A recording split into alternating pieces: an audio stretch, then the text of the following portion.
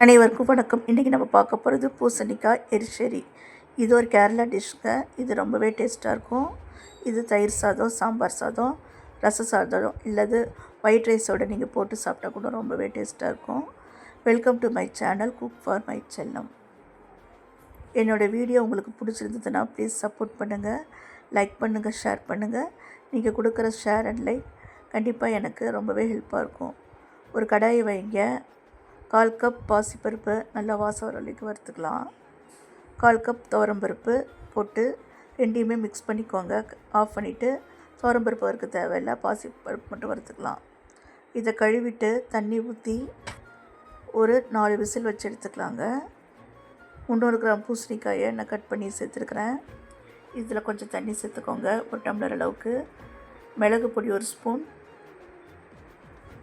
மிளகாத்தூள் 1 spoon, 1/2 spoon மஞ்சள் தூள், தேவையான அளவுக்கு உப்பு சேர்த்துட்டு நல்லா கலந்து விட்டுட்டு அடுப்பை லோ டு மீடியம் ஃப்ளேமில் வச்சு இது நல்லா வேகட்டும், வெயிட் பண்ணலாம். அதுக்குள்ளே இதுக்கு ஒரு தேங்காய் பேஸ்ட் அரைக்கணும். 1/2 டீஸ்பூன் ஜீரகம், 2 டேபிள் ஸ்பூன் தேங்காய் குறைப்பாக அரைச்சி எடுத்துகிட்டு வந்துடலாம். இப்போது பருப்பு வெந்துருச்சு, பூசணிக்காயில் சேர்த்துடலாம்.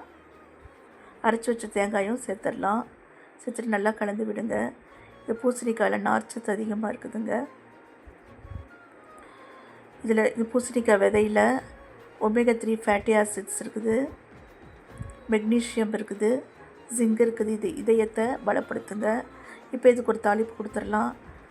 1 டேபிள் ஸ்பூன் எண்ணெய், கடுகு நல்லா பொரிட்டோம். கடலைப்பருப்பு, உளுத்தம்பருப்பு சேர்த்தாச்சு. கொஞ்சமாக பெருங்காயம், 2 காஞ்ச மிளகாய், கொஞ்சமாக கருவேப்பிலை, 2 டீஸ்பூன் தேங்காய் வறுத்து இதில் சேர்த்துடலாம். அவ்வளோதாங்க, சூப்பரான